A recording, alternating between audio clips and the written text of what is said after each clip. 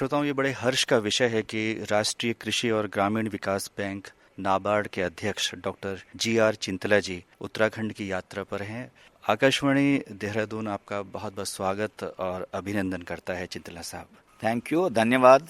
अध्यक्ष के तौर पर आपने नाबार्ड के लिए क्या क्या प्राथमिकताएं तय की हैं चिंतला साहब? अध्यक्ष के तौर पर हम नाबार्ड को एक ऐसा है, देश का पूरा एग्रीकल्चर एंड रूरल डेवलपमेंट के बारे में काम और भी ज़्यादा करने का हमारा एक इरादा कर दिया और ये सिलसिले में हम बहुत सा प्रणाली भी बनाया था। पिछले ये कोविड टाइम्स में भी हमने कुछ नया नया काम भी शुरू कर दिया था। उसमें खासकर एक है, अभी हमारा एक वाटरशेड डेवलपमेंट एरियाज है। पूरा इंडिया में हमने कम से कम 22 लाख हेक्टेयर का वाटरशेड का ट्रीटमेंट हो चुका है, लेकिन उधर मॉइस्चर आ गया। सिक्योरिटी आने के बावजूद उधर ज़्यादा इकोनॉमिक एक्टिविटी शुरू नहीं किया। ये मद्देनजर रख के हमने ऐसा एक प्रणाली बनाया था, वाटरशेड एरिया में जो भी काम कर दिया था लोग, क्रॉप प्रोडक्शन हो, अन्य व्यवसाय एक्टिविटीज भी हो, और में भी कुछ छोटा मोटा कारोबार भी कर सकते हैं, तो वो सबके लिए 3% से हम हमारा रिफाइनेंस देने का प्लान बनाया था और ऑलरेडी बहुत सा बैंकों ने उतना उत्साह दिखा रहा है। लाइकवाइज ट्राइबल डेवलपमेंट्स, अभी खासकर उत्तराखंड का अगर देख लिया तो इधर ट्राइबल्स का पॉपुलेशन बहुत है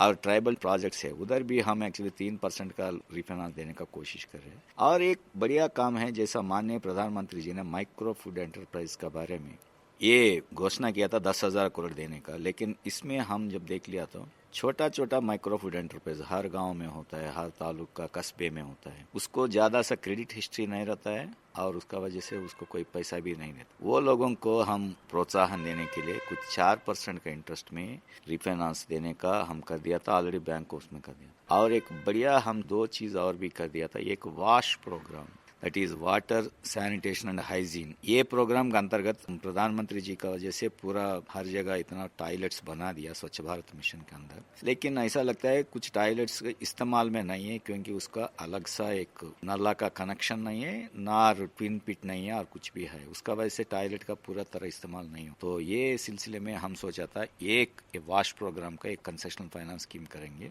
ऑलरेडी इसको तो हमने लागू भी कर दिया था। और लास्ट का एक कर दिया था primary agriculture societies, that is प्राथमिक सहकार संस्था, वित्तीय संस्था होता है कोऑपरेटिव्स का, वो संस्था को हम मल्टी एक्टिविटी सोसाइटीज बनाने का कर दिया था। उसमें इफेक्टिव इंटरेस्ट रेट अल्टीमेटली 1% में मिलेगा और उत्तराखंड खासकर बहुत सा इंटरेस्ट भी ले रहा है। ऑलरेडी 102 प्राइमरी सोसाइटीज को तो प्रणाली बना चुका है और माननीय मुख्यमंत्री और सहकारिता मंत्री ने हमसे पूछा था क्या हम इसका और ज्यादा नंबर भी कर सकते हैं। हम बोलता अगर आप हो सकते हैं तो 500 भी कर सकते हैं, हम उसको पैसा देने का तैयार है। चिंतला साहब, आपने बताया कि उत्तराखंड के लिए विशेष तौर पर आपने बात की है और उत्तराखंड सरकार को मदद देने जा रहे हैं। तो उत्तराखंड की ये पहली यात्रा है अध्यक्ष के तौर पर, क्या मुख्य उद्देश्य थे और आज तक की जो आपकी बातचीत हुई है उससे क्या नतीजा निकला है? ये जब से मैंने पद ग्रहण किया, मैं सोचा था तो हम जाके नाबार्ड का काम होता है एक इकोसिस्टम डेवलपमेंट का भी, रूरल डेवलपमेंट का, एग्रीकल्चर का, और ये इकोसिस्टम डेवलपमेंट में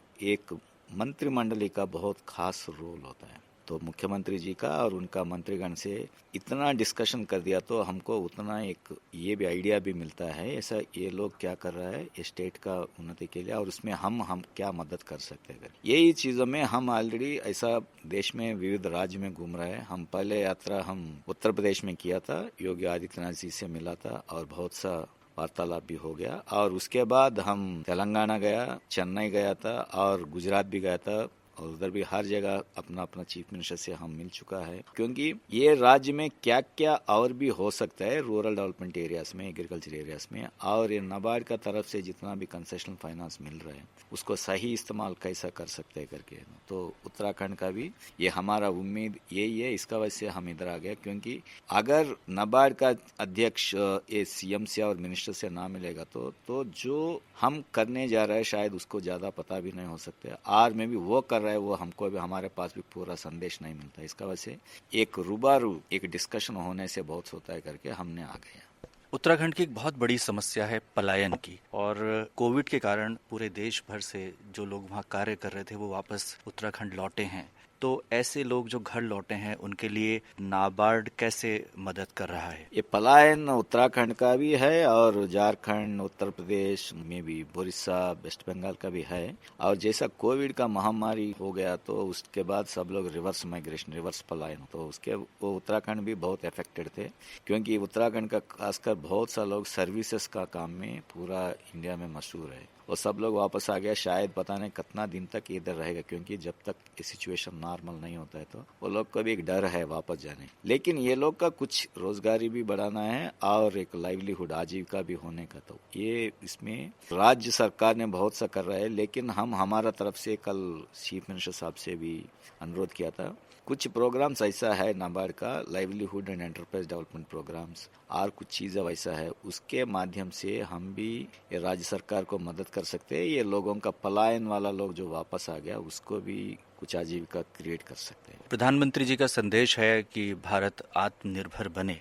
इन योजनाओं से उत्तराखंड को क्या लाभ हो सकता है? आत्मनिर्भर इतना पावरफुल स्टेटमेंट जैसा माननीय प्रधानमंत्री जी ने किया, और उसके बाद हम इतना जगह हम हमारा भाषण में भी बोलता है, एक फिट इंडिया मूवमेंट के बाद शायद एक मोस्ट पावरफुल स्टेटमेंट इज आत्मनिर्भर भारत है, that is the resilient India. ये इसका वजह से क्या था, लोगों को एक अपना आपके ऊपर आत्मविश्वास पैदा हो, जैसा हम भी चाइना के मुकाबले हम कुछ कर सकते हैं और हम भी कुछ अच्छा तरह प्रोडक्शन कर सकते हैं, क्वालिटेटिव चीज कर सकते हैं। तो ये इसमें आत्मनिर्भरता का हमारा तरफ से, क्योंकि हमारा बैंक का दायित्व है एग्रीकल्चर एंड रूरल डेवलपमेंट, दोनों जगह में हम सोचते हैं एक आत्मनिर्भर किसान और आत्मनिर्भर महिला, ये दोनों लोगों के ऊपर अगर हमने कॉन्सेंट्रेट किया तो कम से कम 70% लोगों का अभ्युन्नति हो जाएगा और वही आत्मनिर्भर भारत अपना बनेगा। चिंतला साहब, ऐसा कहा जा रहा है कि पैक्स को बहुउद्देशीय सेवा केंद्र बनाया जाएगा और इससे जो कृषि क्षेत्र है उसमें ऋण का प्रवाह बढ़ेगा, सुविधाओं में मदद मिलेगी। आपका क्या मानना है? कोऑपरेशन का, पर्टिकुलरली कोऑपरेटिव्स का एक बड़ा महत्वपूर्ण भूमिका है, क्योंकि ये लोगों से जुड़े हुए संस्था है, तो इसका वजह से, और उसमें द लोएस्ट रंग of the thing is PACS, primary society है। ये पैक्स को आज का अभी तक क्या है, पैक्स को सिर्फ एक क्रेडिट और में थोड़ा सा डिपॉजिट लेने का दिख रहा है, लेकिन हम सोचते हैं ये पैक्स का एक मल्टी एक्टिविटीज देने, उसको ना में भी ना खाद का, सिर्फ खाद का नहीं है, वैसे नॉर्मल चीज़ों का भी, मशीनरी का भी हायरिंग करने का और गोडाउन्स बनाने का, मार्केट यार्ड्स बनाने का। अभी आप देख लीजिए प्रधानमंत्री जी ने ये एक नया कानून को लाया, तो उसके बाद मार्केट्स ओपन अप हो गया। तो अगर मंडी को कोई अल्टरनेटिव मार्केट बनाने का, तो PACS is the best medium, क्योंकि पैक्स अगर मल्टी एक्टिविटी सोसाइटी बन गया, वो मंडी का रूप में काम करेगा फार्मर का डोर स्टेप में, क्योंकि पैक्स सबसे नजदीक है फार्मर के लिए। तो इसका वजह से हम सोचते हैं ये पैक्स आने वाले दिनों में एक बहुत बड़ा मुख्य भूमिका निभाने वाला है। इसका वजह से हमने शुरू कर दिया है PACS to convert into multi activity society, और ये आने वाले दिनों में बहुत बढ़िया हो जाए। एक बहुत बड़ा अभियान है माई पैड माई राइट, ये क्या है और महिलाएं इससे कैसे सशक्त हो सकती हैं? आपको मालूम है महिला का लाइवलीहुड्स और महिला का कहते हैं बीमारियों के बारे में, जनरली क्या है ना, जो भी देश में अगर 50% महिला है, उसमें खासकर इवन वो 50% में 80 से 90% तक ग्रामीण इलाके में रहता है। ये लोगों का अपना एक हाइजीन का बारे में ज्यादा एक ये भी नहीं, प्रोडक्ट्स भी नहीं मिलता है, अगर मिल गया तो फिर महंगा भी होता है, और जो इस्तेमाल ना होने की वजह से ये सबको क्या हो गया, ये एक सर्विकल कैंसर भी ऐसा एक बहुत बड़ा बीमारी भी आ रहा है। तो ये सब देख के बहुत सा लोग, बहुत सा प्राइवेट कंपनीज बहुत सदियों से काम कर रहे हैं, लेकिन वो अपना अपना प्रॉफिट के लिए कर रहे हैं। लेकिन जब प्रधानमंत्री जी ने ये अगस्त 15 का लाल किले से जब बोल दिया था दैट ये महिला का ये एक राइट देना है करके बोल दिया, तो उसका वजह से गवर्नमेंट भी अपना काम शुरू। लेकिन हम नाबार्ड का एक फाउंडेशन, नैब फाउंडेशन, जब नैब फाउंडेशन में हम सोचा था क्या काम हम कर सकते हैं, हम सोचा था ये एक ना जो काम महिला के लिए बहुत फायदामंद है, हम ये काम करेंगे। It is the my pad my right. इसका वजह से क्या होता है, एक पद्मश्री एक अरुणाचलम करके वो एक छोटा सा मिशन डेवलप किया था जो सैनिटरी पैड्स बनाने का बहुत सस्ते में, और ये पूरा हम अभी शुरुआत, that is the first pilot में हम क्या किया, 38 डिस्ट्रिक्ट्स पूरा इंडिया में, हर एक स्टेट में है, कुछ स्टेट में 2-3 डिस्ट्रिक्ट्स भी है, तो वो डिस्ट्रिक्ट्स में एक मिशन लगा देंगे और ये मिशन का ऑपरेशन और पूरा एक सेल्फ हेल्प ग्रुप वुमन ही करेंगे। क्वालिटी पैड्स बना देंगे, सैनिटरी पैड्स, और उसके बाद ये सैनिटरी पैड्स 1-1 रुपए का दाम से वो अब महिला ही अपना सहेली को और में भी पूरा गांव को, नेबर वाला गांव को भी बेचते रहेंगे। उसका वजह से सबका एक हेल्थ भी अच्छा हो जाएगा,